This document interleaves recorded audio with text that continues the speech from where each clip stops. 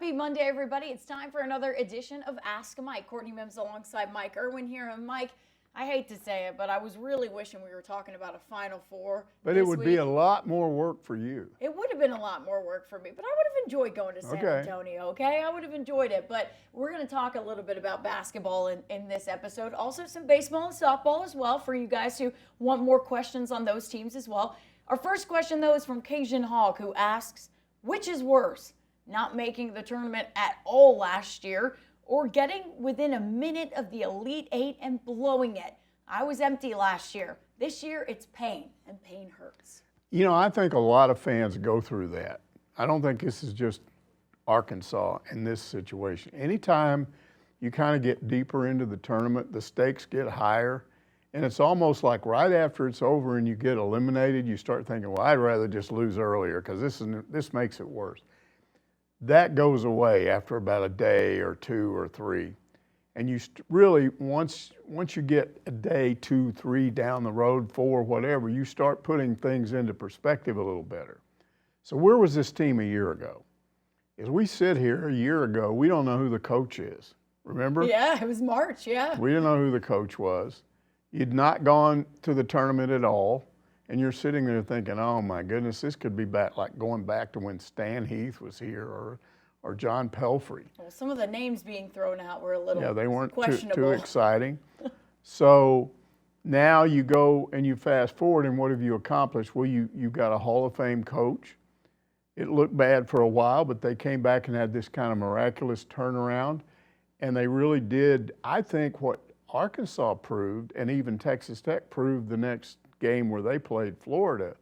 I think either one of those teams were good enough to beat Florida under the right circumstances. Texas Tech almost beat them. They blew the game just like Arkansas blew the game. And so what that tells you is how close you are to maybe getting into the Elite Eight, and then what do? Do you get to the Final Four? Maybe. So that's nothing to, sneeze at. But when you start asking yourself, okay, what are the possibilities? Who's coming back? And we don't know right now. We know one guy that's not coming back for sure, and that's Big Z, because it came out right before we started this show. And Cash as well. He entered the portal. But Z is the one. I wasn't sure what was going to happen with him, but it makes a lot of sense. It's going to be interesting to find out if he was encouraged to leave or if he left on his own. But that could say a lot about who they plan to bring in or who they're maybe get. Either they've still got one guy out there for a high school top 3 or 4 guy that they hope to get. They might not, but we'll see, and that should come out in a few days. And then all the portal possibilities. And then Cal has said that he's going to bring more people in this year. He's going to have a bigger roster. So, for instance, you could have, and let's say Thero declares for the draft. Okay. Do Thero declare? Yeah, well, you can always come back. If they give you a grade and you say, okay, they've looked at me and I think I need another year. Well, some people were telling me not too long ago, well, there'll be no room for him because if he leaves, Cal's going to bring everybody in and then blah, blah, blah, and there won't be room. I don't think you'd see something like that. I think he's allowed himself some room there. But I do think he's got room to bring in some portal people too, and it'll be interesting to see how he does in the portal. That's just getting started. So the point is, when you see all of that, you see what this team has done and what it's accomplished, you put things into perspective, and they're in a lot better shape now than they were a year ago. You talk about who they're going to bring in and all of that. We're going to get into that in this show. There's a couple of questions about who you think could leave, who you think could come in. So we're going to talk about that in just a second. I'll save that conversation for then. But I will say this. Where you finish in the tournament, a lot of fans go, oh, I wish we just got out first round. It would be, all of that. I've heard it all. But you've got to step back and look at, okay, what's the bigger picture here? And the bigger picture is you just got exposure in the Sweet 16. Mm-hmm. You were talked about all over the country. Why? Because you not only were one of the last 16 teams standing, you were the 10 seed in that Sweet 16, the only double-digit seed that was left standing. And so you were talked about, you got that national exposure, and what does that do for you, Mike? Helps recruiting. Helps recruiting, and so that's what we're going to talk about. So if you're a Hog fan right now, step back and say, wow, that's going to help us immensely moving forward. Mousetown says, I'm glad these guys went as far as they did, but in the end, they were still doing the same old stuff. Rushing shots with a minute or two to go with a 3-possession lead. As hard as he tried, Cal could not get them to burn the shot clock down. Yeah, jacking up threes with a couple of seconds into a shot clock was not nice. Yeah, Arkansas is not the only team to do that. Turned out Texas Tech virtually did the same thing 2 days later when they had a chance to beat Oklahoma. I'm sorry, Florida. Florida, yep. I keep saying Oklahoma there. I don't know. They didn't do anything. Florida. But it did happen to Arkansas a lot this year. And it is frustrating because Cal talked about this after some of those other games where he said he had to tell them after they lost the game, he went back and showed them. All we had to do was use the shot clock, and we cut down possessions, and they can't come back on you when you got a 10-point lead with 2 minutes to go. It's hard to blow a lead like that. But that wasn't the only reason. I mean, it might have been the reason that Texas Tech got back in the game. What really hurt was when Jonas Adu missed that 1-and-1. If he makes those, I think you go back up by what? You're up by 2 or 3. I can't remember. Maybe it was 3. But, yeah, 3 because then they came down and hit a 3. Yeah. So you could go back up by 5 and you're 30 seconds left, something like that. So it's a missed free throw. And Adu had done well this year shooting free throws in pressure situations. Sometimes that stuff just happens. I'm not sitting here thinking what a bunch of goobers they blew the chance to do it. I mean, when you get into, if you watch all of these tournament games, there's a lot of teams that are feeling that way. And that's why I say when you start to put things into perspective, the reaction is immediately you get mad and you get upset. But then you start thinking about it, and like you said, I mean, they're in much better shape than they were. And that's, you have to put it in perspective, right? Because I did the same thing after the loss, Mike. I was sitting there, I watched it courtside, and I was going, man, oh my gosh, mental mistakes. But then you go in that locker room, you talk to a Jonas Adu, and he has his head hung low, and he goes, it's my fault. I didn't do enough. It's my fault. And I'm going there, whoa. You know, you feel this pain. You know these guys are kicking themselves because of what happened in that matchup. And again, I go back to what people have said who are not Arkansas fans, right? I go back to what somebody said to me when I was walking off the court, and they said, well, that was a season, wasn't it? And I go, yeah, I wish it wouldn't have ended like that. And they said, but man, nobody thought they would get here. They were 0-5 to start out SEC play, and I kept thinking, yeah, perspective. Okay, a dose of perspective isn't bad. There's only 3 ways you can win the national championship. If you don't do that, then you're either going to lose and get blown out, and then you're mad, or you're going to lose a close game and you're going to be mad. So there's just no way. The further you go, the madder you're going to get initially. I mean, it would have been the same kind of heartbreak if they lost in the Elite Eight to Florida. Yeah. It would have been a very similar heartbreak if they lost in the Final Four. Gosh, Can you imagine if they went to the national championship game and lost? Like that. Oh, I mean, heartbreak all in the tournament. That's why you watch the games. KY Hog asks, who do you think comes back next season? Here's that question for you, Mike. DeFland and Brazil enter the draft. Will Thero, Z, and Wagner jump into the portal? Well, we know one of those guys who just did it before we recorded this show. Or does this team stay together? And like we said, Big Z did enter the portal this afternoon. So I think Wagner's a question. We don't know. I mean, they're bringing in the top high school point guard in the country. He's used to running the point now, being the main guy. So if he knows they're bringing in a freshman, that's going to share that, what will that do? I don't know. I still think he'll come back, but I don't know him, and so I don't know for sure. We were talking about Billy Richmond and what a hero he is in Memphis, and that's his hometown, and he might want to go back there, but I think he stays, and I think Carter Knox stays. So I think you've got a group of guys. Those 3 guys are a group of guys to build around that would be a part of this year, that will be older next year and more experienced, and then it's about who you bring in the portal or whatever. But you didn't mention Adu Thero there, and I think he's an interesting case. Well, he is. Because where he looks like right now on those draft predictions and all of those things that come out, and when you talk to certain scouts, they will tell you that he looks like a second rounder, right? He looks like a second rounder right now. Well, he could potentially make more money if he comes back to Arkansas for another year. Possibly. He could also potentially play himself into a first-round draft pick if he gets better and develops. But they're also doing a Zoom interview with a Central Florida guy that's like a version of him. He's actually a little bigger and a little taller. You know, a 6'7", 250-pound guy that's really got some inside toughness. So that could indicate they think they're going to lose him. Yep. Maybe not. And then, to me, one of the X factors is Trevin Brazile. I mean, okay. he went from being a guy where, so that guy will be gone at least. Now he's like, whoa, if he improved that much this year, what could he do next year? Because, again, I've said it, I'll say it again. He potentially, I don't think we've even seen close to what he can really do. I think we saw glimpses of it. But if you somehow lit a fire into that guy and convinced him how good he can really be, I think he's got skills that we haven't even seen. You know what he told me in the locker room after I asked him, where's this come from? Where do you think were some of the issues that you were having earlier on in the season? Mental. He told me it was mental.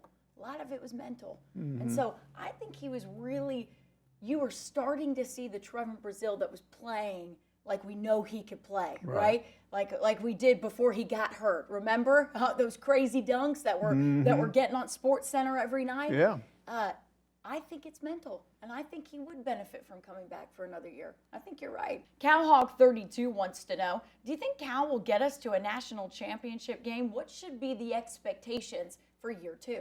Well, if you don't want me to make a prediction because my predictions are horrible, so I won't do that. You didn't do bad on your bracket. You put all 4 1 seeds in the Final Four. Guess what happened?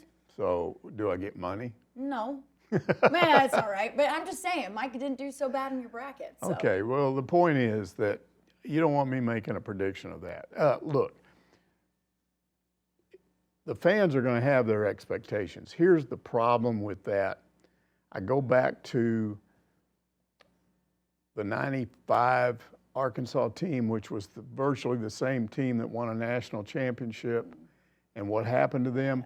They won by 1 point in the round of 64, and then I think they won by 3. And the only reason they got past Syracuse in the round of 32 was because a guy called timeout, and it was a technical foul. So they were lucky to even get past the round of 32. Yeah. And then they made it all the way to the championship game again. The NCAA tournament is a crapshoot.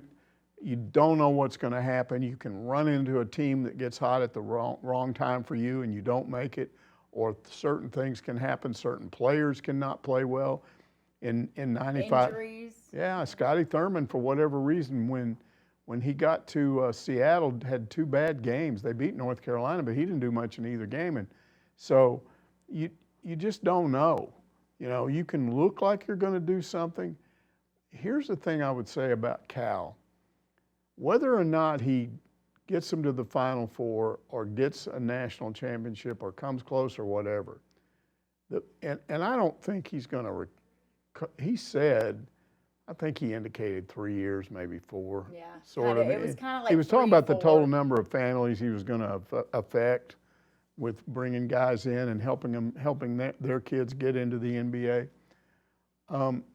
The best thing to me that he can do in the short time that I think he will be here, whether it's 3 years, 4 years, or whatever, is put this program in a position where once he's gone, they have the ability to go get a top quality coach to come in here. Yeah. And that wasn't the case in our opinion when Musselman left. I was thinking, they may have to drop off here and just kind of go with the guy and hope he turns out to be better than you think he is. Well, now I think if Cal recruits the way he does and they get back in and maybe they didn't make it and maybe they don't, I still think he can put this program back on the map. People are now talking about him again where they had stopped talking about Arkansas.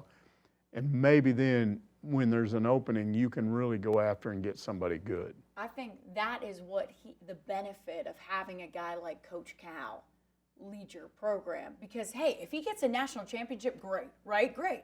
If he can get a Final Four, great. But really, you're right. If he spends 3-4 seasons here, what has he done? He's essentially put Arkansas back on the map a little bit with the help of Eric Musselman. I will say that too. But basically saying to everybody, this is a coveted program. This is a basketball This school. is a basketball school. And that's what people, when I talk to people around March Madness in San Francisco, they go, oh, Coach Cal's making Arkansas, they're a basketball school. They're a basketball school. I said, well, they were when Nolan was here. They were. So I think he's getting it back to people realizing Arkansas is the place you want to be for basketball. It is going to be interesting, though, when we talk about this. It's going to be interesting to see what happens next year because we had that big Bud Walton seating realignment. Oh, my gosh. And there's a lot of people that didn't retain their seats. And then there's a lot of people that think, well, what you're going to end up with is corporate people in those seats that aren't as committed. You're going to end up with some bunch of those seats for sale on StubHub or whatever it is now. Yep. And that maybe what we saw in November and December will happen again, where they don't show up for midweek games, where they're not there for a bit. If it's not a big name opponent, they're not there. I hope it doesn't devolve into that. I hope there's enough excitement with Cal that they kind of overcome all that stuff. I hope so. But it's going to be interesting to see. I hope so, because I don't think, and this, you and I have talked about this, I don't think this year's Bud Walton was the same as in years past. It wasn't. It just wasn't. And and that makes me sad. But by doing what they did at the end of the year and into the tournament, does that change it for next year? I don't know. You also have we'll see when the schedule comes out. But already we have a teaser with that Duke matchup on the CBS Thanksgiving game. I know that's not at Bud Walton, but there's going to be some exciting scheduling things early on, I think. So we'll see. WV Hog fan says, this was a tough loss, but over 300 teams wish they were in the Sweet 16. What was your toughest loss to get over? Is that in overall time? I don't know. Let's start with basketball. You're going to go every sport, aren't you? Well, not every sport, but in '95, like I've already talked about it, that was kind of hard to get up there and see. Those guys had done so well, and you had essentially the same team back. And then for whatever reason, Scotty Thurman, I think it was harder for them to get there. There were some problems, like I mentioned. Yeah. Initially, they were lucky to kind of get there, and then they went to Kansas City, and they had some tough games. So they get up to Seattle, and Scotty just wasn't the same in those games. Corliss had to work so hard to beat North Carolina that he just didn't have any gas in the tank when they played UCLA. And then you had this guy, whatever his name was, I can't remember that guy's name. He was Toby Bailey, I think he was. Oh, yeah. He was a freshman small forward who was averaging under 10 points a game, and he jumped up out of nowhere and had a 26-point game. There were all these things that happened that caused them to be able to win that, but it was mainly this team that we had watched for 2 years just flamed out, just didn't have it on the biggest stage. And that was hard to watch, but the toughest one, that wasn't your toughest? No, the toughest one was '79 in Cincinnati. They had Ron Brewer and Marvin Delph were gone off that team. Moncrief was back. They had U.S. Reed. They had Scott Hastings. They had some good players on that team. And it was really a battle between kind of Larry Bird and Arkansas, and it went back and forth. Arkansas had the ball. Game was tied.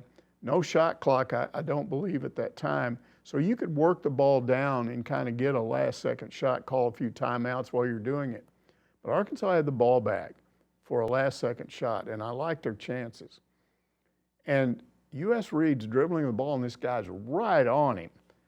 And it wasn't just a trip job with your feet. You can go watch that video. Yeah. His whole leg was extended out. He just tripped U.S. Reed, and Reed goes down, and they called walking. It was the craziest thing I've ever seen. Just the refs should be embarrassed by doing that. Because again, it wasn't your feet get tangled up. This guy was way too close, and he had his leg out. Boom, tripped him. Just bigger than Dallas. So now they've got the ball. So everybody thinks they're going to work this thing down to the last second shot, give it to Larry Bird, and give him a chance to win it, or it goes to overtime. And they worked it around, and I guess their coach realized that's what would happen, because they had this other guy that was going to take the shot, but he went up, and then at the last second, he saw a guy a little closer to the basket, and his name was Bob Heaton, and he was an average schmobo, not a really good player. An average schmobo. Well, he wasn't anything special. Okay. And he just kind of threw the ball up in the air like that, and it kind of bounced around and did this and did that, and then it went in.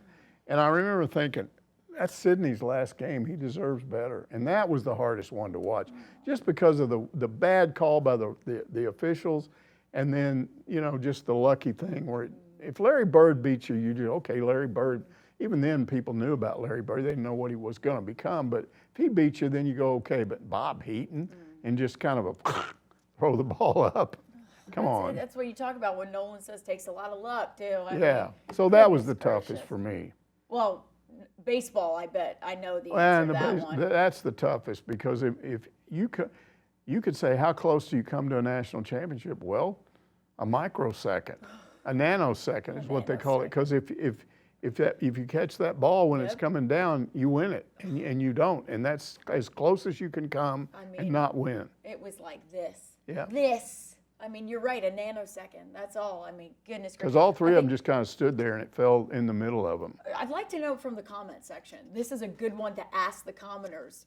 If that 2018 College World Series game against Oregon State, I know that's a lot of Hog fans that they would answer that was the toughest to get over. But I'd like to know if there's another one that rivals that. Let us know, because I'd like to know what your thoughts are as well. Popular Porkster asks, can you break down where this ego from Kentucky fans comes from? And any thoughts you have on the future of this basketball rivalry between the Hogs and the Cats? Well, I think the ego and the reputation, all that comes from generations of success by Kentucky. I mean, they are a basketball school. Through and through. They don't, I'm not saying they don't have a decent football program right now. Their baseball team was pretty good last year. It's not as good this year, but they don't have a lot of other sports. Their fans focus on basketball. And personally, I wouldn't want to be a fan in a school like that, because here, whenever, just like now, Arkansas loses in basketball is disappointing, but now you can turn your thoughts to baseball, because the baseball team's really good and the softball team's getting better. Yeah. So you got all this stuff you can look at, but with Kentucky, it's that. I will say that I've got to say this, because not all Kentucky fans are jerks. I'm telling you. And I've been I was actually encouraged by some of the stuff I read after Kentucky got beat pretty badly. I thought they might jump all over Mark Pope, who's a good guy and did a good job this year. And no, even their schmarmy media, some of these guys set themselves up as experts, even they were complimentary. So I think the fans calmed down a little bit. They seem to be supporting him. All fans have internet people like that. Arkansas does. Here's the difference, though, between Kentucky basketball fans and other internet expert fans. It's not just on the internet with them. It's in person. Yeah. And I still remember the first year that Arkansas went to the SEC basketball tournament after being in the SEC, and these Kentucky fans showed up, and they were just smarting off to the media. They would walk up to you, pop off. They'd see who you were covering, and they would say stuff to you. But Nashville's probably the worst place to go when the SEC tournament's there, because it's so close to Kentucky, and they are everywhere, all out on the sidewalk and the streets, and they're just going up. And they do not care. I mean, that's the big thing for me. Is like, when you talk about other fan bases, there are jerks in every fan base. We talk about that. They jump in your live shot. But genuinely, and I said this to Arkansas fans, they're pretty cool about when you're going live, to try and be a little respectful there. Kentucky fans don't care. That's what I've noticed when I go to events. I'm like, man, can y'all just let me do my job? That's what separates Kentucky basketball fans from other fans, is what they do in a live situation, face to face. But I will say, there's a lot of people on the internet that even said there was a lot of good Kentucky fans that when we posted about Arkansas losing, they were very nice about it. And there were also Arkansas fans being very nice to Kentucky fans when they lost in the And there were some few Arkansas fans that were being jerks. And there were a few Kentucky fans being jerks. There always is. There's always going to be those. Hot Dogger says, and I love this question, because you guys are right. You guys are all right. Hot Dogger says, not a good idea to open the portal while the tournament is going on. Why couldn't it wait until March Madness is over? You're right, Hot Dogger. Penn Hog is also right. We're going to go to their question right now. Who makes the decision to have the portal open during the NCAA tournament and during the football playoffs? Are they just throwing darts at a calendar and hoping it works out? I can't understand how anyone benefits from this. Help me understand. Yeah, that's a good description of what the NCAA does in a lot of instances. Not just that they remind me of dart throwers. They just kind of go, oh yeah, we'll do this. Okay, let's do that. Look, it's a stupid idea. The only people that would like the portal being open right now, and in football, when the football play, are people whose teams have already lost, because they're sitting there and they secretly think, oh boy, we're going to get a jump on the portal while these other coaches still have to. Well, you could recruit if you technically, even if you're still playing. You don't have to just ignore the portal. Yep, you should be still recruiting, you know? But the point is, it's not fair to those coaches. Why they're doing it, I don't know. But again, I think there's a solution on the way. And I keep saying it, and I keep hoping that I don't end up having to eat my words on this because it still hasn't been approved. But if revenue sharing becomes a thing, then the portal is not going to be the big thing that it was. Yes, you still might see guys transferring, but they typically will be transferring for different reasons than they do now. Once revenue sharing is available and schools are working under a cap for what they can offer, even though we've both agreed that NIL might be different a little bit one school to the next, what typically is going to happen from now on, I think, is that if a player hits the portal, it's because he thinks he can get more playing time somewhere else. That's one way it'll happen. Or he doesn't like the coach and decided he'd rather play for another coach. And the third way it can happen is with the money that's allowed for a certain sport, it's up to the coaches to decide what player gets what. So you might be playing for a school and that coach, you know he's going to give you this amount, but another school might say you're more valuable to us if you come here, and so then you could get maybe pulled out of the portal that way.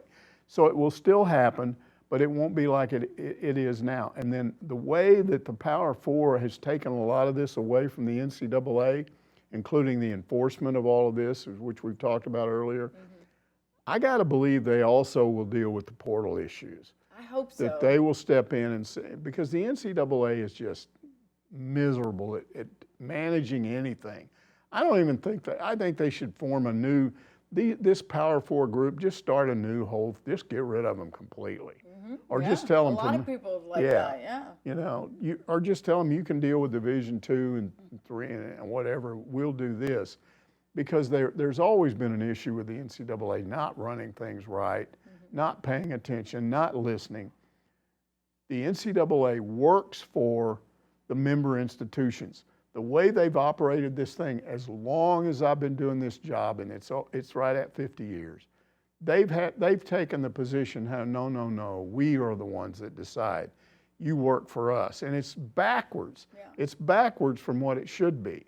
So hopefully with all of these changes, we're going to see some of these stupid things get eliminated. Yeah, because I mean, nobody has a clear answer of why they did this. That's what bugs me. Is it wasn't like, oh, here's why we did it. No. All the coaches are ticked off about it.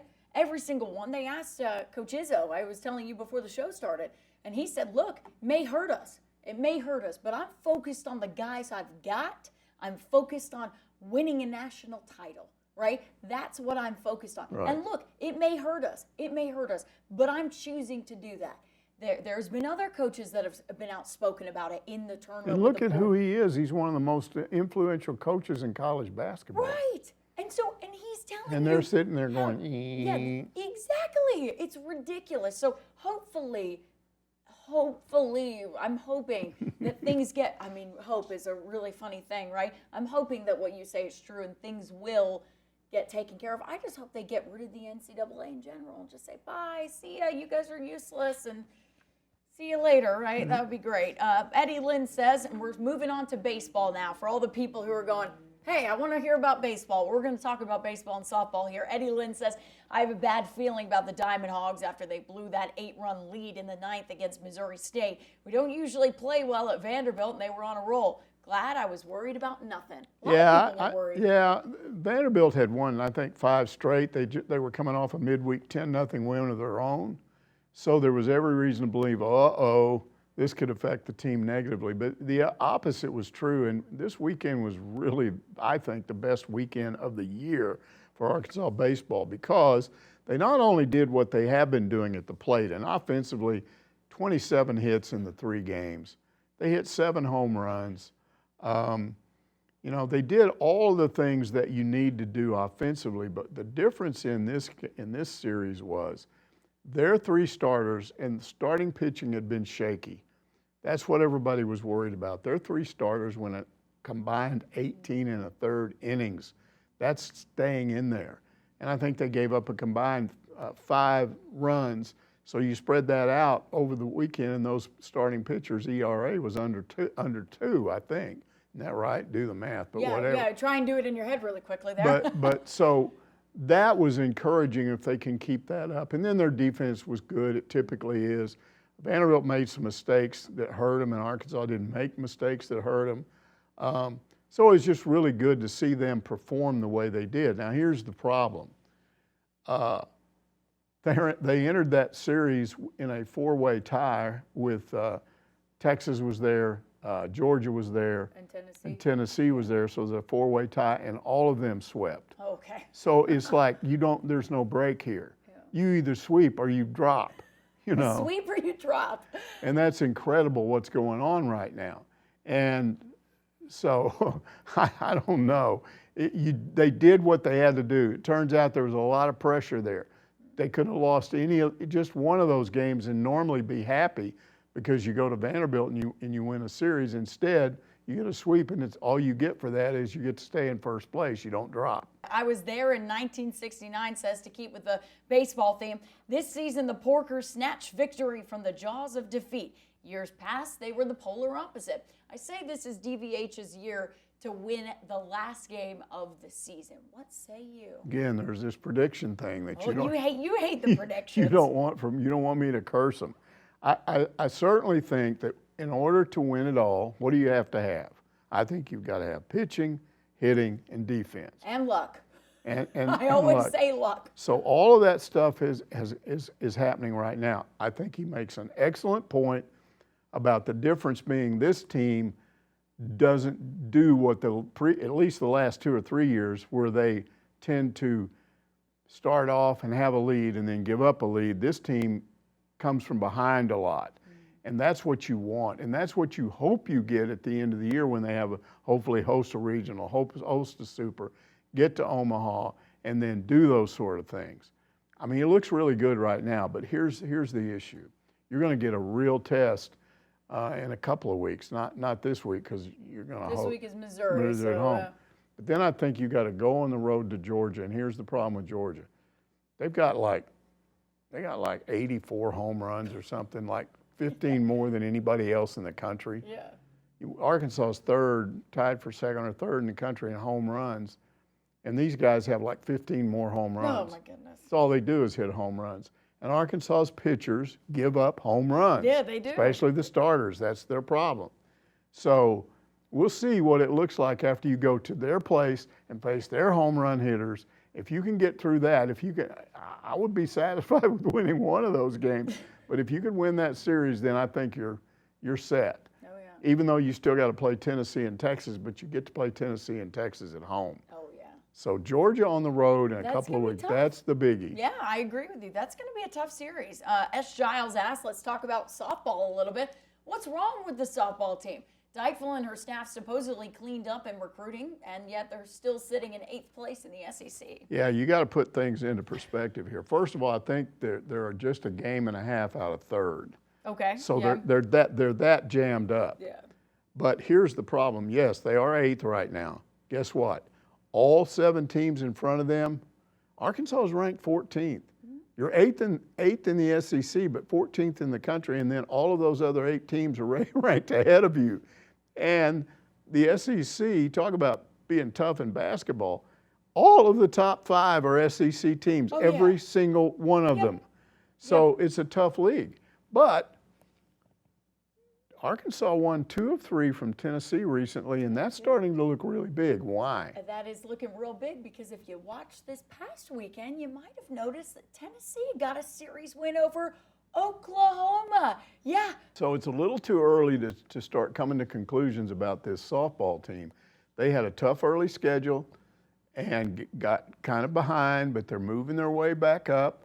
Their batting is really good. I think they're third or fourth in batting, something like that, and their on-base percentage and all that stuff is good. Their pitching needs to get a little bit better, but this team is it's improving. Yeah, but that's kind of what Courtney Deifel talked about in one of her press conferences, is that sometimes with her teams, they have that tough start in SEC play, but it wakes everybody up. Like, it lights a fire under them, and they all go, whoa. Yeah. That's the SEC, okay. And you talk about them being eighth. Where was Arkansas's basketball team? They finished ninth in the regular season in the league, and they made it to the Sweet 16. Oh, they made it to the Sweet 16. And they were ninth. Yeah. Again, we talk about how tough the SEC is. It doesn't just go to basketball. It doesn't just go to gymnastics or to baseball. Exactly. It goes to softball as well, and you're seeing how tough this is. But again, and soccer and every and other soccer thing. and every other thing as well. Yeah, football too. I think good things about the softball team. I really do. Don't give up hope on them just yet. Right. Marty Bird's Proxy says, and this is our final question of the show, I agree with your comment about the Florida baseball player with the bat toss. Why has almost all humility left sports? Please, coaches, teach players to respect your opponent and the game you're playing. Yeah, that's the fault of the coach. It's all on the coach. You either establish that or you don't. Because when a player does a bat flip like that, and what happened is it backfired because Ole Miss came back and won that game. So it was a really stupid thing to do. So if I'm their coach, O'Sullivan, whatever his name, O'Sullivan Schmullivan, he needs to blame himself for allowing that to happen. I always use personal examples, but when I was a kid, I was very lucky in our local Little League. They drafted you. You went down and you worked out when you were 10 years old, and then because you played when you were 10, 11, and 12. So when you were eligible as a 10-year-old, you went down and they had a big thing, and they brought in all the pitchers that were from other teams, and they pitched to you, and I mean, you had to hit against some good pitchers. Yeah. And I think the only reason I made it is because this guy, Philip Blackwell, he had a fastball, but he was wild, and all these guys were scared they were going to get hit. And he threw one kind of on the outside of the plate, and I just stuck my bat out and got a single, and I was the only guy that got a hit off. So the cotton farmer, Louis Keeler, who was a legend in our Little League, he saw me get that hit, and he said, okay, Eddie Irwin's his dad. He was a really good softball player, and he was. We played men's fast pitch softball in my hometown. He's probably really good. Well, I wasn't. But let him believe it, right? But he drafted me, and I found myself suddenly on a team that was just loaded with players. I mean, loaded. So I didn't hardly play at all when I was 10, only in the blowouts. We'd get so far ahead, he let me go out there. And then the next year, maybe a little better, played in some more of the games. So I didn't play much. But we won every game when I was 10. They had a 5-game winning streak going into that season. So they won 15 games that year and had 5 games before that. And then we got about halfway through that second season, and this team, the Cubs, beat us. And the Cubs were jerks. They were just jerks. I knew a lot of those guys. And when they beat us, and one of the things Louis Keeler told us, I mean, it would be incredible if I had video or film of this. Yeah. Because when we won if a guy hit a home run, the only person that did anything was the guy in the batter's box. You would come around, and the guy in the batter's box would pat you on the back. We can do high five. That was not a thing back then. Okay. High fives were not. He'd just pat you on the back, and then you go in the dugout, and everybody might celebrate with you in there. But you were not allowed to demonstrate and act like, oh, look what I did, and gesture and whatever. Yeah, you ran the bases. He expected you to act like, because we beat teams so many times. He didn't want the team to make the other parents mad. We're better than you. We're this. He didn't want any of that. So here we had done all that. We'd been respectful when we beat the Cubs. We'd already beat them about 5 times when in the time that I'd been there. But they win this one game, and they're running around acting like jerks and everything. So you have to line up and kind of shake hands, right? Yeah. I couldn't take it. I just walked off. Ooh. Got in the car. My mom's waiting out there. She's not paying any attention. She don't know what's going on. And she took me home. You didn't shake their hand? I just left. Ooh. So my dad found out about it. So he comes and he tells me, he says, okay, get in the car with me. And now, where are we going? You'll find out. We drive out to Louis Keeler's cotton farm. And we go out there and he knocks on the door and he says, oh, you got to say something to him. So I'm really sorry. And tried to explain, and he goes, okay, you got one more chance, and that's it, because at least you showed up. But that kind of taught me, you know, again, what the meaning of, now that's an extreme example, because you wouldn't have anybody as strict as he was today. Yeah. But bat flips and stuff like that, come on, that's over the top. And even if it's poor sportsmanship and you say, oh, I don't really care, you should be careful not to be stupid enough to motivate the other team to come back from something like that when you do that, because they've still got a chance to win. Yeah. You know, if it was a walk-off, maybe, but it's not a walk-off. You didn't win the game. No. So I just, and look, I don't want to paint myself as something, because I did some stupid things in high school football. I got kicked out of games for hitting the guys in the nose and stupid. You've told me a couple of those stories. Stupid. So I'm not the example of sportsmanship. I mean, I'm a really poor sport in athletics when I played. I would be mad at the other guys in Babe Ruth ball. I wouldn't, they weren't as strict. I wouldn't shake their hands. I didn't want to have anything to do with these guys if they beat us. Yeah. And I'd be mad at them in town later on, wouldn't talk to them, you know.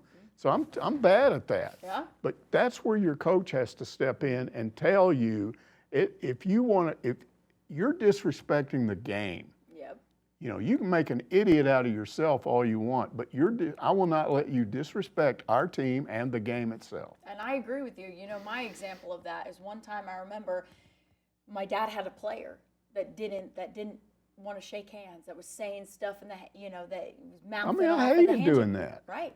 But do you know what he did? It was his best player. He sat him the next game.